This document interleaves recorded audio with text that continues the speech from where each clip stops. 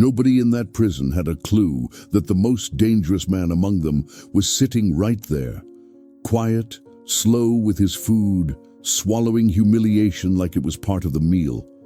Still, silent, like the chaos around him was just background noise.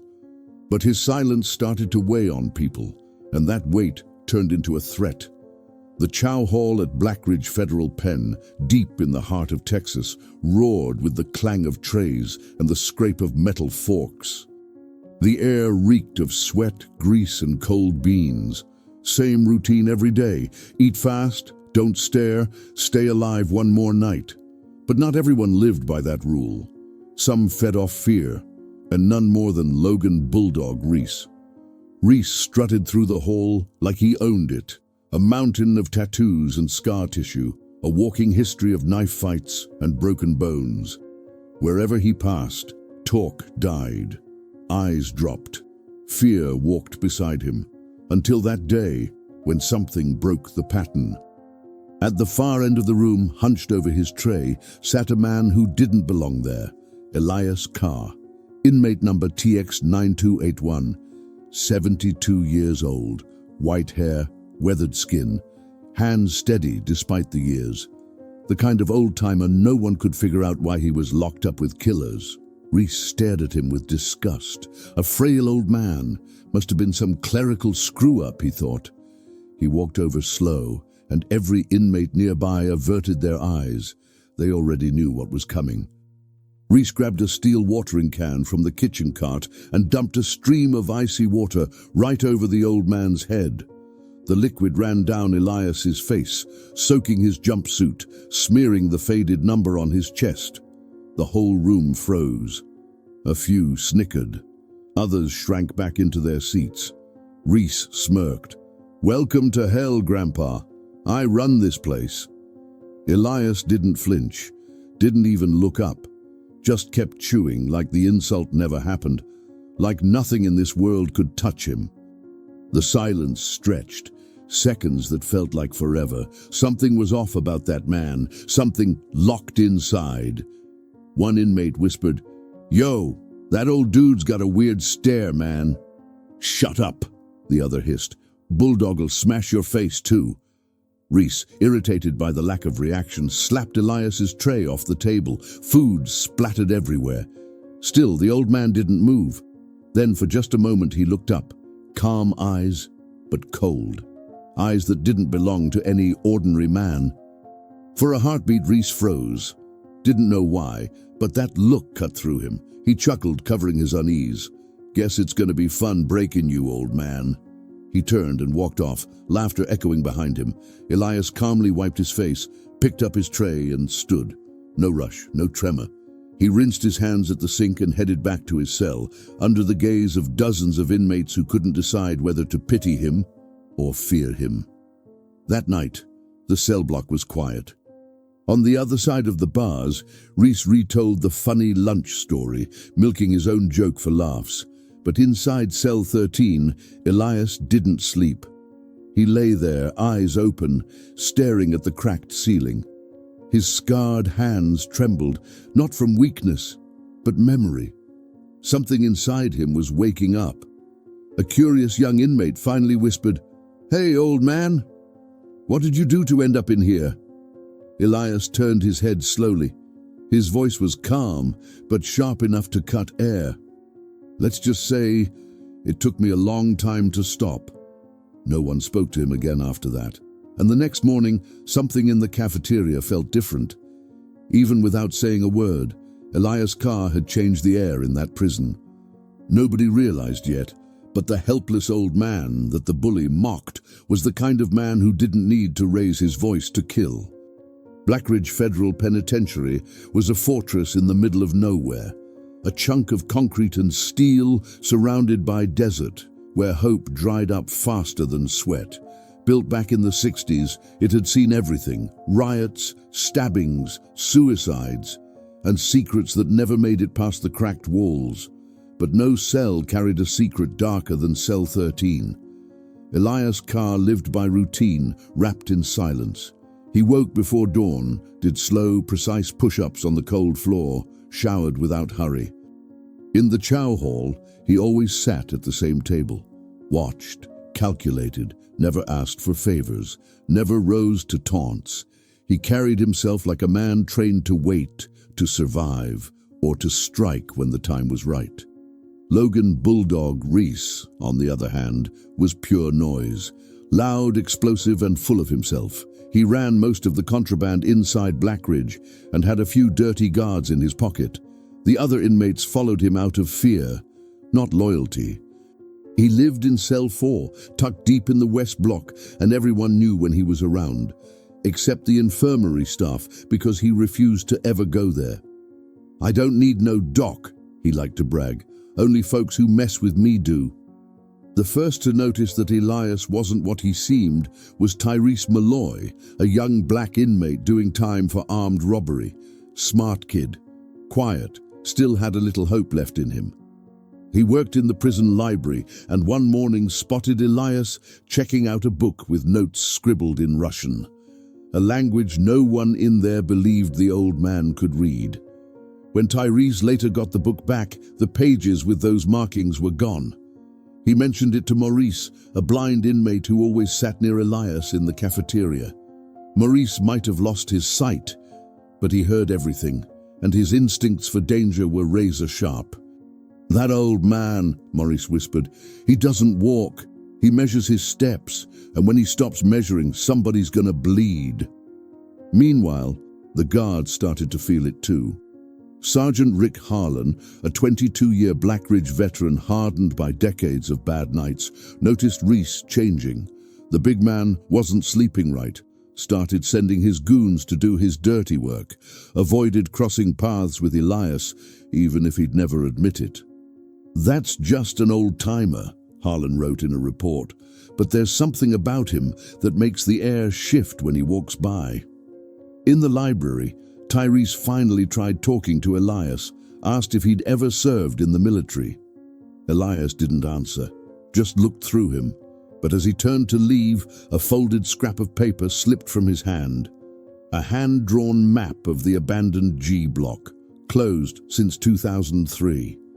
Tyrese felt a chill. Was the old man sending a message, or just seeing who was paying attention? Later that day, in the communal showers, Reese sent two of his muscle, Big Ray and Tanner, to teach the geezer a lesson. They cornered Elias, waited till he stripped down, then swung. But the old man moved like he'd seen it all before. In 3 precise motions, Big Ray was on the floor with a dislocated shoulder. Tanner froze, second-guessing his life choices. Elias rinsed his hair, grabbed a towel, and walked out. Didn't say a single word. That night in cell 4, Reese listened to his men stammer through the story, and for the first time, he had no comeback, no laugh, just silence. And the others saw it. They smelled it. Fear had shifted hands. Before long, the old man earned a new name, the Ghost. Not because he hid, but because no one ever saw him move. By the time you realized he had, it was already over. The atmosphere in Blackridge changed. Fear, once reserved for Reese, was now shared. And for a predator like him, that was unbearable. But what nobody knew was that Elias Carr wasn't just surviving. He was waiting for something or someone. A week after the shower incident, his name was on everyone's lips. He never spoke, never threatened, never explained, and that alone made men step aside when he walked past. Something darker was brewing. Reese, used to ruling through intimidation, now found himself watching from the shadows. He couldn't admit it, not even to himself, but he was rattled, and the quieter Elias stayed, the louder Reese needed to get. On Thursday afternoon, he stormed into the library, kicking shelves and barking orders, demanding that Tyrese tell him what he knew about the creepy old bastard. Tyrese said nothing, but his eyes betrayed him. That was enough. Reese still knew how to smell fear. He decided to take it up a notch. He told Big Ray to snatch something from Elias's cell, a metal mug with the number scratched off. In prison, that wasn't just theft. That was war. The answer came sooner than anyone expected. That night, Big Ray woke up in the laundry room, gagged, wrists tied with twisted bedsheets, lying in a puddle of his own blood, a clean cut on his cheek, superficial, surgical, and on his chest, a folded note, "Stay out of my way." By sunrise, the story was everywhere. But what scared everyone wasn't the message. It was the silence. No one saw it happen. No cameras caught it. No guards heard a sound. It was like Elias Carr had walked through walls. The air in Blackridge grew heavy. The West Block went eerily quiet. Even the toughest men avoided Cell 13. They weren't afraid of an old man. They were afraid of what they couldn't understand. Sergeant Harlan, skeptical until then, started digging into Elias's past. What he found unsettled him. The file was a mess, half redacted, half missing. Officially, Carr was in for second-degree murder, but the background was all wrong. Multiple aliases, residences across half a dozen countries, ties to military units that didn't exist, at least not on paper. Harlan brought it to Warden Mitchell, who just smirked. "He's a weird old man with good reflexes," the warden said. "Nothing more. Reese is still the bigger headache." But Harlan had seen men like this before, the kind the army files called ghost operatives, men trained to vanish, to neutralize, men who never missed. Meanwhile, Reese was losing control. Humiliation spread like wildfire. His reputation was bleeding out. His crew whispered behind his back. Even the guards stopped looking him in the eye. He needed to reclaim the yard, so he planned something final. The next morning, during gym hour, he paid off 2 corrupt guards to stage an accident. A 45-pound weight was rigged above a bench press where Elias would be forced to lie down. Quick, fatal, an easy cover-up, but Elias never showed up. He already knew. When he walked into the yard, he veered right instead, joining Maurice and Tyrese under the sun. Reese charged over, furious, and the crowd gathered, hungry for another show. But this time, the old man stood up. No cane, no hesitation, no fear. "Enough," he said, the first word anyone had ever heard from him. The silence hit like a bomb. Reese froze for a second but couldn't back down. He threw a fast, trained punch. Elias slipped aside, twisted his arm, and dropped him flat on the concrete. One clean, surgical motion. Reese screamed. His shoulder popped out of place. He tried to rise, but Elias stepped on his chest, leaned down and whispered, "There are wounds you can't heal by shouting, and men you should never provoke." Then he walked away, calm, unbothered, leaving Reese on the ground, surrounded by eyes that no longer laughed. The reign of Bulldog Reese ended right there, and the true mystery of Elias Carr was only beginning. After Logan Reese's public humiliation, Blackridge Federal Penitentiary would never be the same. For the first time in years, the corridors were silent, not out of respect for power, but because of something far heavier, fear of the unknown. Elias Carr, the frail old man nobody had cared to notice before, had suddenly become the center of every whisper, even though he never met anyone's eyes. But behind the uneasy calm, other stories were beginning to unfold. Tyrese and the search for truth. Tyrese Malloy, still haunted by the hand-drawn map Elias had dropped, decided to investigate Block G, sealed off for over 20 years.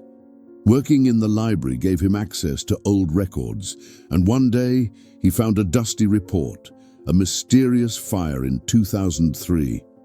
2 inmates dead, 3 missing. One of the names jumped out, Thomas Arlen, a federal agent who'd gone undercover inside Blackridge and was never found.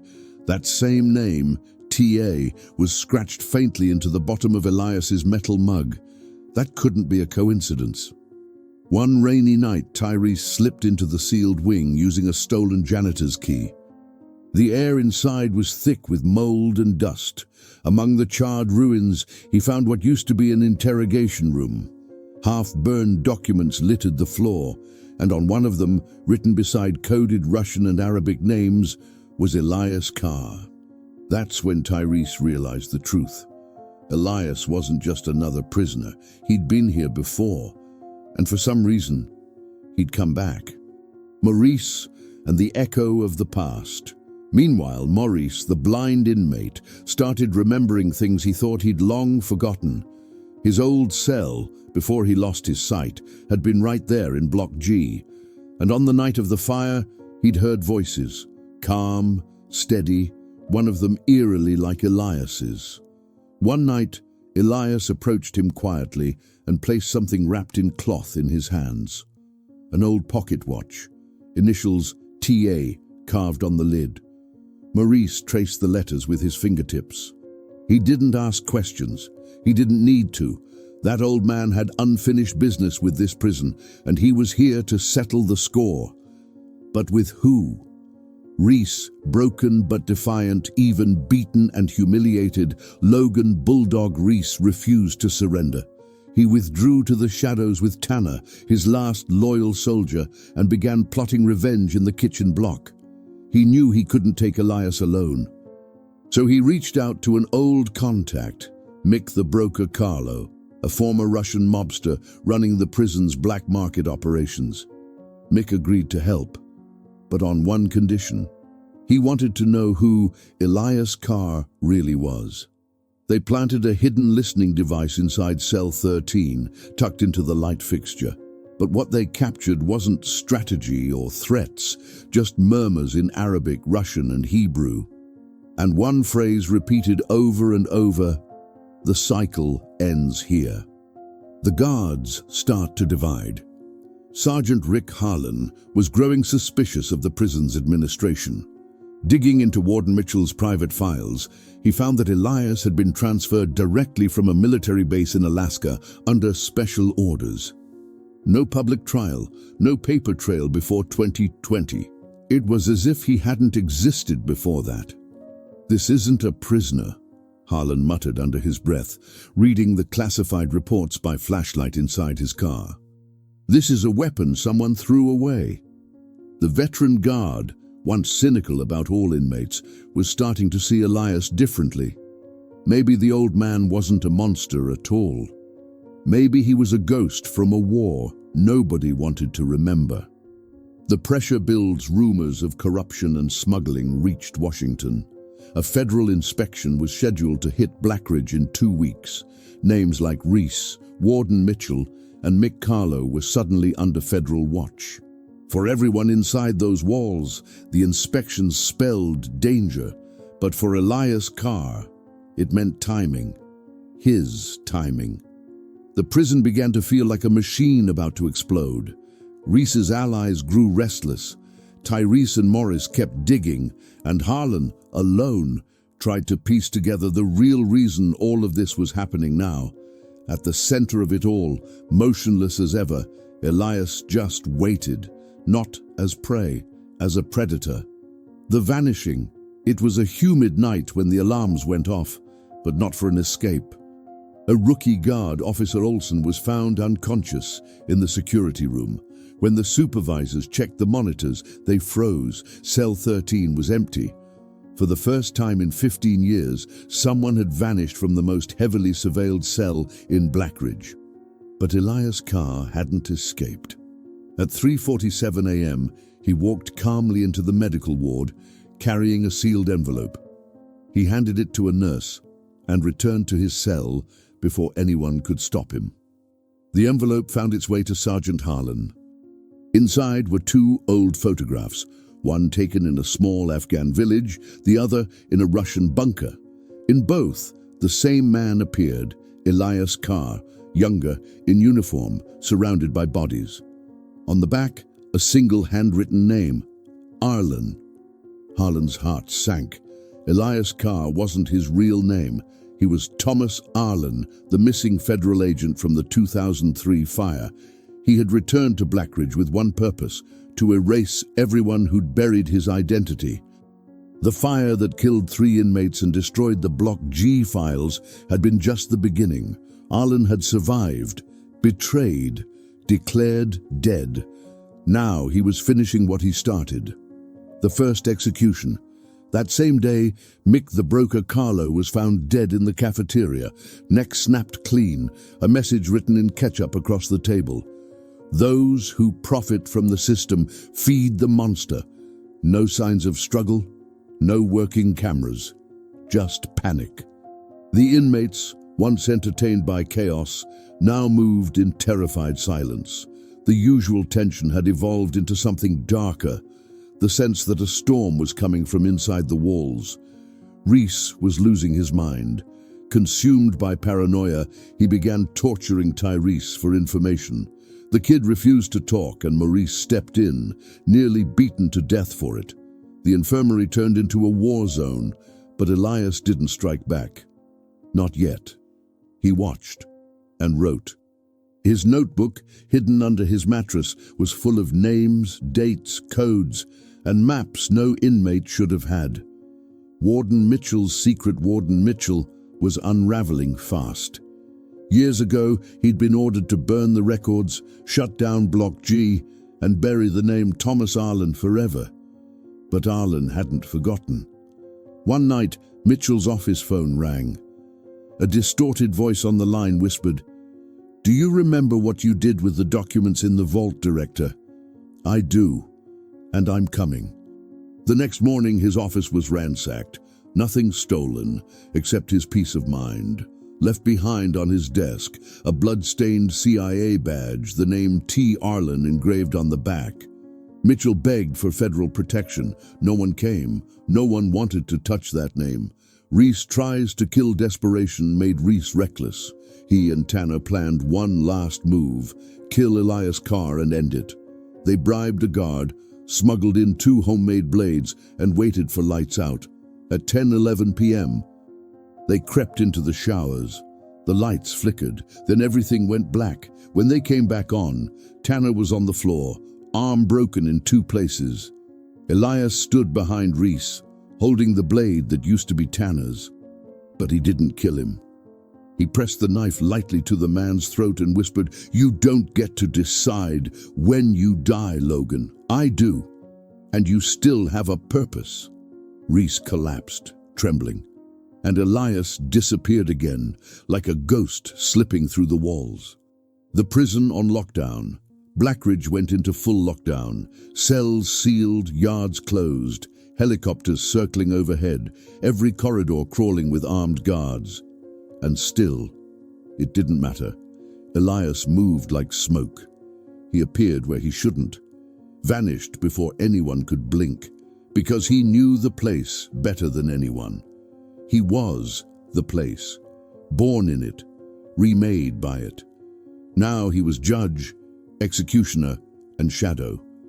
The living debt the system had tried to forget.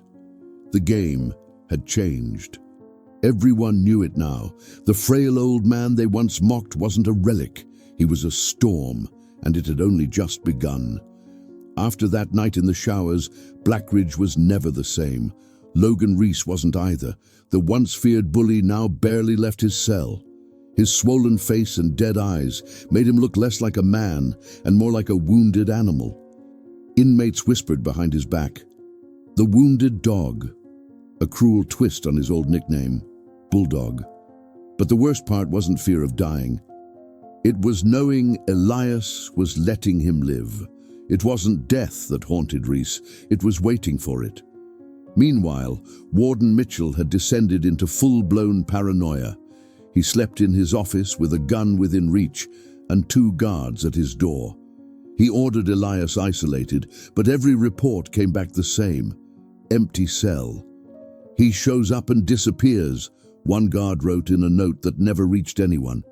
"It's like he's not bound by the same rules of physics as the rest of us." Sergeant Harlan, though, was piecing together something bigger.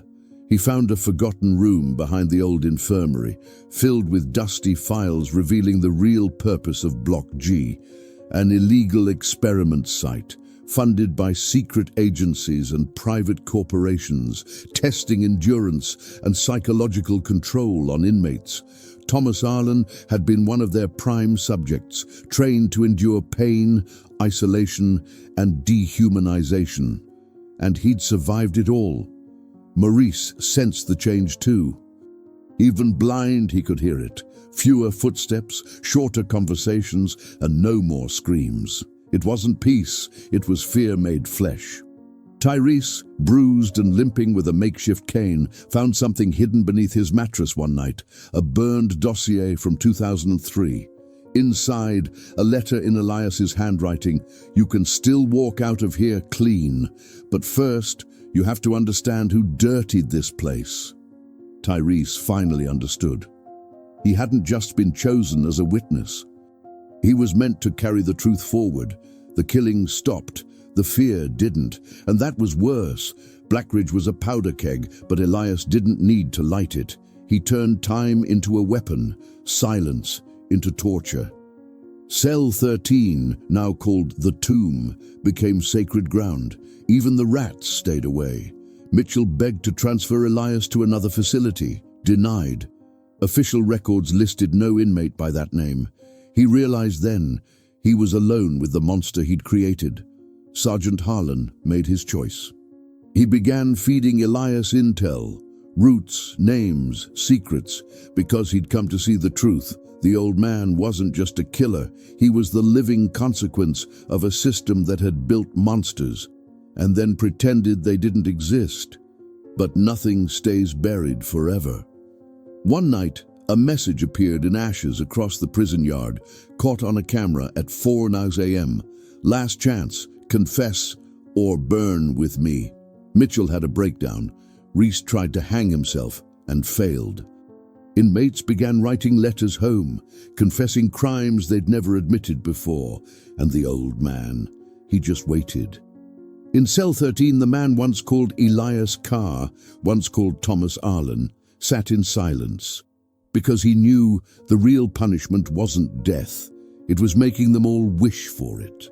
Blackridge was no longer a prison. It had become a warped mirror, one that forced every man inside to stare straight into the darkest version of himself. And in the middle of all that fear, silence, and collapsing power, a few souls began to change, not because they wanted to, but because there was no other choice. The first of them was Tyrese Malloy. After nearly dying at Reese's hands and being ignored by the guards who were supposed to protect him, Tyrese withdrew into himself. He spent his days sitting alone in the library or under the shadow of the outer wall.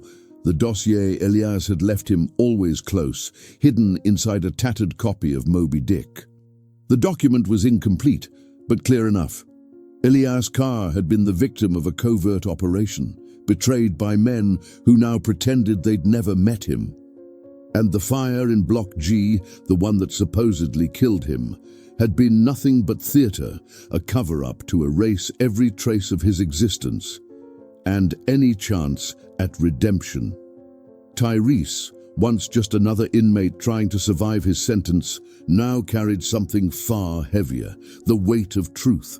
He started to write, a confession, a testimony, a diary, maybe all of it at once. He knew he couldn't keep it to himself. Sergeant Harlan's quiet shift, Sergeant Rick Harlan, once the system's loyal watchdog, was changing too. Every sleepless night, every moment locked in silent eye contact with Elias, forced him to look inward, at his career, his compromises, and the quiet cowardice that had built them. He hadn't spilled blood, but he'd been complicit, in silence, and silence in Blackridge always came with a price. It was Harlan who, one stifling night, granted Tyrese access to the abandoned infirmary, the place where Elias often disappeared for hours. There, between peeling walls and rotting files, Tyrese found the old man sitting alone, studying a military map of Blackridge's drainage tunnels. Tyrese broke the silence. "So what now? You gonna kill me too?" Elias didn't look up right away. When he did, his voice was calm. "You still don't understand. I didn't come back to kill. I came back to end it." "End what?" Tyrese asked. "The cycle." And for the first time, Elias told the truth. He'd been trained for impossible missions. He'd fought in wars, tortured, executed, survived, a machine built to obey, until the day he disobeyed. He refused to execute civilians in an Afghan village, so they discarded him. Blackridge became his punishment, Block G his grave. But he didn't die. He'd lived in the shadows ever since, waiting for the system that made him to finally rot from the inside. Only then could he do what he'd been forbidden to do, tell the story behind the bars. Tyrese listened in silence, and something shifted inside him. The anger he'd carried toward the world, the cops, the judges, his enemies, faded. For the first time, he saw the system for what it really was. Not a wall, but a web. And he realized his voice could be a weapon sharper than any blade in the yard. The truth spreads. That same week, Tyrese began slipping copies of his writings into library books, tucked between the pages. Inmates started to read them, so did guards, and in silence the truth began to leak through the cracks of Blackridge's walls. Elias begins to change, but Elias was changing too. The rage that had dragged him back to Blackridge was fading, not into forgiveness, he wasn't built for that, but into clarity. He realized his mission wasn't about vengeance anymore. It was about leaving a mark, a trace, a visible end to an invisible cycle. So when Warden Mitchell was found locked in his own vault, foaming at the mouth and muttering Arlen like a prayer, Elias didn't smile. He just wrote in his notebook, "One less, but not justice, just memory restored." And when Reese, completely broken, crawled across the yard and fell to his knees before him, whispering, "I'm sorry," Elias looked down at him and said quietly, "I'm not a judge. I'm not an executioner. I'm what comes after." Then he turned and walked away. A legacy begins. Tyrese finished the manuscript. With Harlan's help, he smuggled it out, sent it to a human rights organization investigating government abuses. But word spread even before it reached them.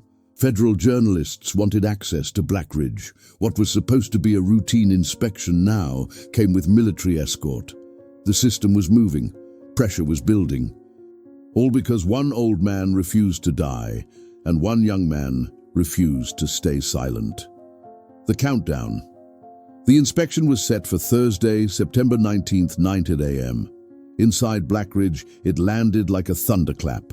For weeks, rumors spread that the inspectors were bringing prosecutors, journalists, and an armed detail. But what really terrified people wasn't their arrival. It was what they might uncover. Warden Mitchell vanished from public view. Officially, he was ill. In reality, he was locked in his office, sedated, guarded by two men, surrounded by shattered coffee cups. The mental collapse brought on by Elias, who had never laid a hand on him, was now visible in every twitch and muffled sob. He'd already confessed to Harlan. Everything, the burned records, the hidden experiments in Block G, the corporate payoffs, the erased name Thomas Arlen. Harlan recorded the confession, then sealed the audio inside a flash drive, soldered into the heel of his boot, waiting for the right moment to deliver it. Meanwhile, Tyrese kept distributing his pages among trusted inmates. His writing was now whispered from cell to cell. Men who'd never spoken began rewriting their own stories. For the first time, Elias wasn't spreading fear, he was spreading awakening. But Elias didn't celebrate. He looked tired, slower. His hands trembled at night. Years of running, hiding, surviving, all of it was catching up to him. And still, he moved with purpose. Every night, he reviewed his maps of the prison, marked routes, crossed names, updated times. He was planning something final. At the top of his notebook, one name was circled in red, Baxter, a name no one else knew. The return of the invisible enemy. 3 days before the inspection, Harlan received a secure call from an encrypted military line. The voice on the other end was mechanical, but the message was clear. Arlen knows too much. Terminate inmate D9281 before the inspection, or there will be consequences. Harlan froze. The order wasn't from the prison. It wasn't from the bureau. It came from above, from the same place that had created men like Elias and thrown them away. Baxter. General Dwight Baxter. The man who had designed the secret operations overseas. Arlen's mentor. Arlen's betrayer. And now, the ghost trying to erase his own sins. Baxter wouldn't come in person. He didn't have to. His reach extended into every cell, every shadow. The final preparation. When Harlan told Elias about the call, the old man didn't flinch. "Then it's time," he said simply. That night, he entered Block G one last time. Tyrese followed, flashlight trembling in his hand. Inside, they found the wall of names, every person involved in the cover-up, written by Elias himself. 2 lists, those already dead, and those he intended to leave alive. "They need to live knowing I came back," Elias said. "That I didn't fail. Revenge isn't killing. It's existing where they hoped you'd rot." At the center of the room stood a metal crate. Inside, files, tapes, photos, and Arlen's original 2003 report. The full truth. "When they get here," Elias told him, "you give this to them. Not before, not after. Exactly when it matters." Then he pulled Tyrese into a stiff, unexpected hug. Not warmth, recognition. "The world doesn't need more men like me, kid. It needs more like you." The silence before the storm. The day before the inspection, Reese finally broke. He went to Harlan, confessing every deal, every bribe, every beating he'd ordered. He begged for transfer, to run from Arlen, though deep down he knew he'd never outrun himself. The inmates were restless, the guards divided, the system trembling. And in his cell, Elias Carr, Thomas Arlen, sat as he always had, still, silent, eyes fixed on the cracked ceiling. The ghost was ready, and the entire prison held its breath. September 19th, 9 a.m. The federal convoy rolled through the gates of Blackridge Penitentiary under the scorching Texas sun, flanked by 2 armored trucks, press cameras, and 3 investigators from the Department of Justice. Every inmate was locked down, every one except one. Cell 13 was empty, no alarms, no broken locks. No one saw Elias leave, and yet he was gone, because Elias had always been outside the system, outside the rules, outside the reach of those who thought they'd buried him 20 years ago. Inside the warden's office, inspectors demanded access to security footage. But the prison's main server had crashed, files corrupted, footage erased. Panic spread across Warden Mitchell's pale, trembling face as his voice cracked with every word. Meanwhile, Sergeant Harlan led the investigators toward the old Block G. There, in the rotten heart of Blackridge, the truth waited. Harlan handed over the metal box, just as Elias had told him. When the agents opened it, they found reports, photographs, audio tapes, proof of illegal orders signed by generals and high-ranking officials. Every document stamped, dated, undeniable. And on top of the stack, a handwritten note. This place wasn't built for justice. It was built to forget. Agent Nora Kellerman, head of the inspection team, read the files with shaking hands. She understood immediately. This wasn't a complaint. It was a testament. A buried history had just clawed its way back to the surface, and the explosion that followed would reach all the way to Washington. But inside Blackridge, the reckoning wasn't over yet. The final confrontation. While the feds dug through the archives in Block G, Logan Reese was being escorted out of his cell for transfer. 2 guards flanked him, unaware that the corridor routes were being manually rerouted from inside the system. Motion sensors began to fail, locked doors clicked open, and at the end of the hall, a figure appeared, calm, deliberate, every step rehearsed for 20 years, Elias Carr. The guards raised their weapons. "Freeze!" one shouted. Elias didn't stop. Then Reese, seeing the man who'd haunted him without saying a word, dropped to his knees, uncommanded. The tattooed giant looked like a child kneeling before an invisible judge. "Just finish it, please," he whispered. Elias stopped 2 paces away. Their eyes met. There was no hatred there, only something colder. Disappointment. "You survived me, Logan, but you'll never survive yourself." He turned and walked away. No gunfire, no screams, only footsteps. And then an explosion, not of bombs, of information. As Elias vanished into the labyrinth of Blackridge for the last time, the digital contents of his box began transmitting automatically to global news agencies, members of Congress, NGOs, and international courts. A timed release. The prison's security network had been hacked from within, most likely by Tyrese, with help from Maurice and Harlan. And now the world was receiving everything Blackridge had tried to bury for 2 decades. The name Thomas Arlen was back. And this time, it was making headlines. The Fallout Warden Mitchell broke completely. He tried to run, but was restrained, babbling, strapped into a straitjacket, muttering, "The dead man came back." Sergeant Harlan handed over the flash drive containing Mitchell's recorded confession. When asked if he still considered Elias a threat, he replied, "He was never the problem. He was the answer you didn't want to face." Logan Reese, in shock, was transferred to a psychiatric facility. His file no longer listed him as a gang leader or yard boss, only as behavioral collapse due to confinement trauma. Tyrese Malloy was placed in protective isolation, but it didn't matter. His words had already escaped. His essay, "The Old Man Who Wouldn't Die," spread like wildfire, and Blackridge temporarily shut down, but no one ever found the body of Elias Carr. The last image. 2 days later, a toll booth camera near the New Mexico border captured a blurry image. An old man walking down the highway shoulder, hat pulled low, a cane in one hand and a small leather notebook in the other. Authorities couldn't confirm his identity, but everyone knew Elias Carr wasn't dead. He had simply stopped belonging to the system. He'd become something greater, a legend. Months later, months after Blackridge's closure, the Thomas Arlen case detonated across the globe.